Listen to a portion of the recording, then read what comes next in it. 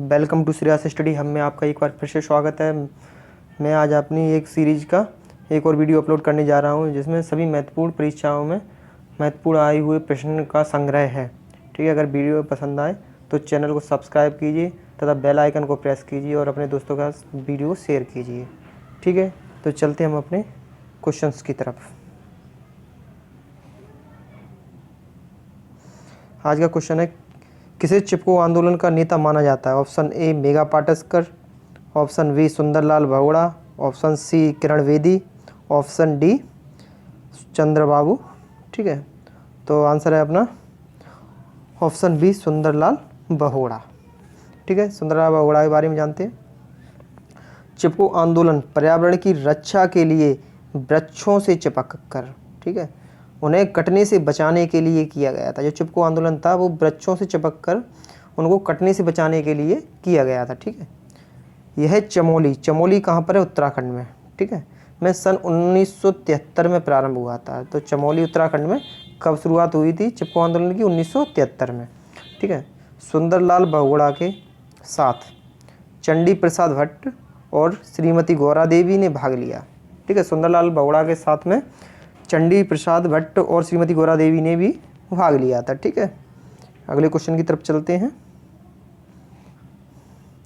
लोकसभा का अध्यक्ष अपना त्यागपत्र किसे सौंपता है? ठीक है, भारत के महान्यायवादी को, ऑप्शन बी भारत के राष्ट्रपति को, ऑप्शन सी उपाध्यक्ष को, ऑप्शन डी मुख्य न्यायाधीश को। तो ठीक है, तो लोकसभा का जो अध्यक्ष होता है वो अपना त्यागपत्र किसे सौंपता है? तो आंसर नंबर सी यानी उपाध्यक्ष को। ठीक है, लोकसभा का अध्यक्ष, जो लोकसभा का अध्यक्ष होता है अपना त्यागपत्र लोकसभा उपाध्यक्ष को सौंपता है, ठीक है, सौंपता है। ठीक है, संविधान के अनुच्छेद 93 के अनुसार, जो संविधान के अनुच्छेद 93 के अनुसार लोकसभा स्वयं ही अपने सदस्यों में से, जो लोकसभा होती है वह अपने सदस्यों में से एक अध्यक्ष और एक उपाध्यक्ष का निर्वाचन करेगी। ठीक है, एक किसमें लिखे थे? संविधान के अनुच्छेद 93 में। ठीक है, तो आपको समझ में आया कि लोकसभा का अध्यक्ष अपना त्यागपत्र किसे सौंपता है? तो किसे सौंपता है? लोकसभा उपाध्यक्ष को। ठीक है, अगले क्वेश्चन की तरफ चलते हैं। स्वतंत्र भारत के प्रथम गवर्नर जनरल कौन थे? ठीक है, option A Lord Mountbatten, option B Warren Hastings, option C Lord Dalhousie, option D C Rajagopalachari. ठीक है, तो अपना आंसर क्या है? Lord Mountbatten, option number A. ठीक है, तो स्वतंत्र भारत के प्रथम गवर्नर जनरल कौन थे? तो कौन थे? Lord Mountbatten. ठीक है, डिस्क्रिप्शन, लॉर्ड माउंटबेटन स्वतंत्र भारत के प्रथम गवर्नर जनरल थे। जो लॉर्ड माउंटबेटन थे वो स्वतंत्र भारत के प्रथम गवर्नर जनरल थे। ठीक है, कब तक रहे? 1947 से 1938। जो कब आए थे? जैसे लॉर्ड माउंटबेटन 3 जून 1947 को। ठीक है, तो सी राजगोपालाचारी स्वतंत्र भारत के प्रथम व अंतिम गवर्नर जनरल थे। ठीक है, तो जो सी राजगोपालाचारी थे वो स्वतंत्र भारत के प्रथम व अंतिम गवर्नर जनरल थे। ठीक है, लॉर्ड डलहौजी के व्यक्तिगत सिद्धांत के कारण याद किया जाता है। महत्वपूर्ण सिद्धांत है जो व्यक्तिगत सिद्धांत है वो किसने दिया था? लॉर्ड डलहौजी ने। ठीक है, अगले क्वेश्चन की तरफ चलते हैं। संसदीय शासन प्रणाली सर्वप्रथम किस देश में विकसित हुई? जो संसदीय शासन प्रणाली है वो किस देश में विकसित हुई? Option A Belgium, option B Britain, option C France, option D Switzerland. ठीक है, तो अपना आंसर क्या है? ब्रिटेन। ठीक है, तो संसदीय शासन प्रणाली सर्वप्रथम किस देश में विकसित हुई? तो किस देश में विकसित हुई? ब्रिटेन में। ठीक है, संसदीय शासन व्यवस्था का प्रारंभ, जो संसदीय शासन व्यवस्था का प्रारंभ ब्रिटेन से हुआ है। इस व्यवस्था में मंत्रिपरिषद का निर्माण, इस व्यवस्था में जो मंत्रिपरिषद होती है उसका निर्माण संसद, ठीक है, केंद्र में संसद या राज्य में विधायिका से होता है। ठीक है, ठीक है, अगला क्वेश्चन, ब्रह्म समाज के संस्थापक कौन थे? ब्रह्म समाज के संस्थापक कौन थे? Option number A Swami Vivekananda, option number B Arvind Ghosh, option number C Raja Ram Mohan Roy, option number D Dayanand Saraswati. ठीक है, तो कौन थे? Raja Ram Mohan Roy, answer C. ठीक है, राजा राम मोहन राय ने 1828, कब? 1828 में ब्रह्म समाज की स्थापना की। तो राजा राम मोहन राय ने 1828 में ब्रह्म समाज की स्थापना की। ठीक है। राजा राम मोहन राय को भारतीय पुनर्जागरण का अग्रदूत व आधुनिक भारत का जनक कहा जाता है। जो राजा राम मोहन राय हैं उनको भारतीय पुनर्जागरण का अग्रदूत व आधुनिक भारत का जनक भी कहा जाता है। ठीक है। यहाँ से जो क्वेश्चन बनते हैं वो बता दिए मैंने आपको। ठीक है। अगले क्वेश्चन की तरफ चलते हैं।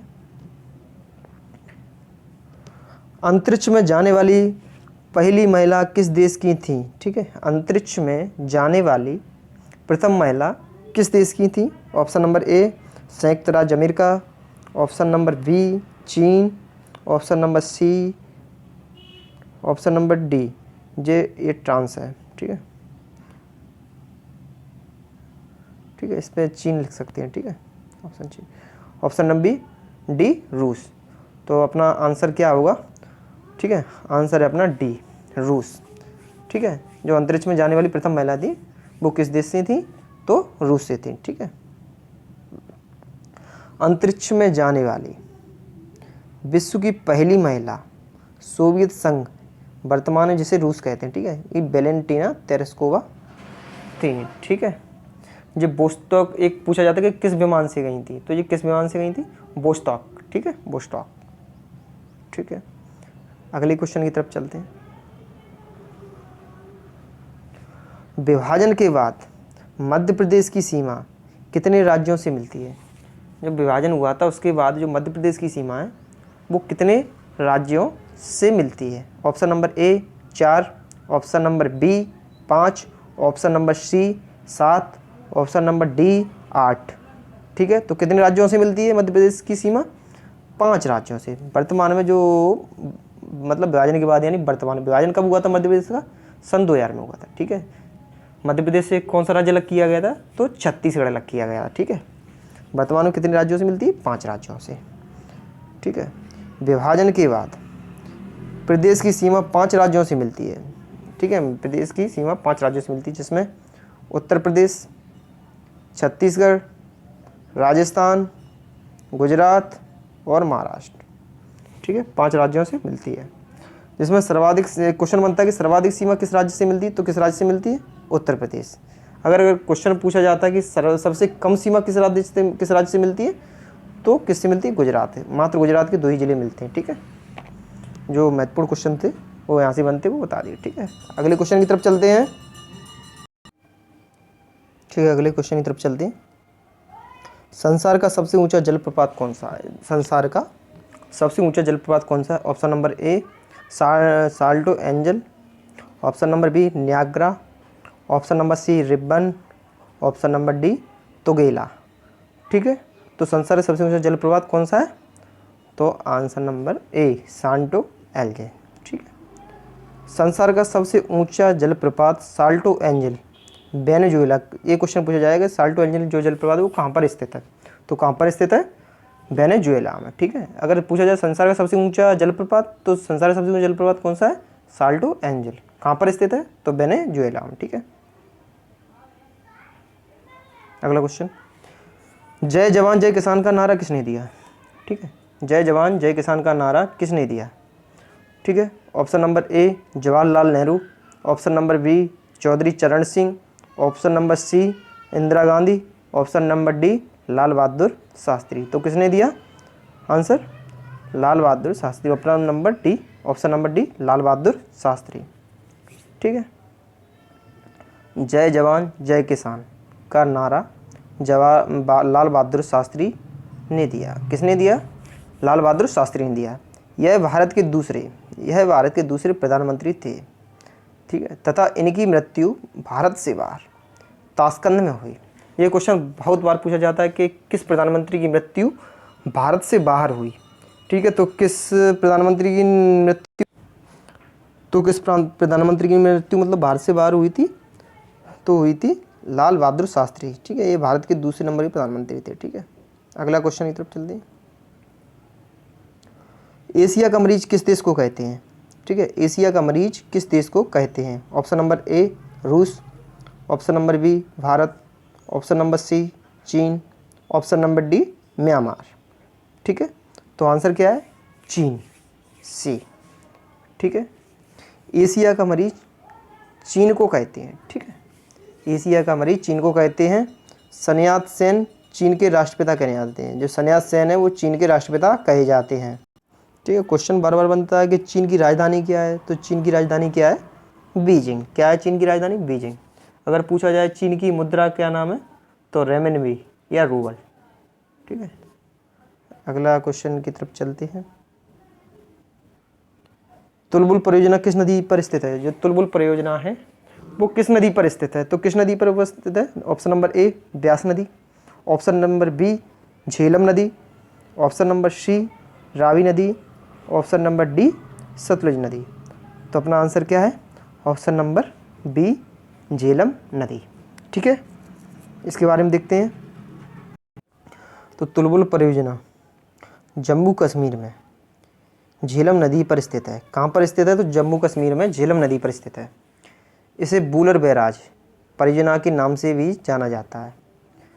जो तुलबुल परियोजना है इसे बूलर बैराज परियोजना के नाम से भी जाना जाता है। ठीक है, अगले क्वेश्चन की तरफ चलते हैं। भाषाई आधार पर गठित प्रथम राज्य कौन सा है? जो भाषाई आधार पर गठित प्रथम राज्य कौन सा है?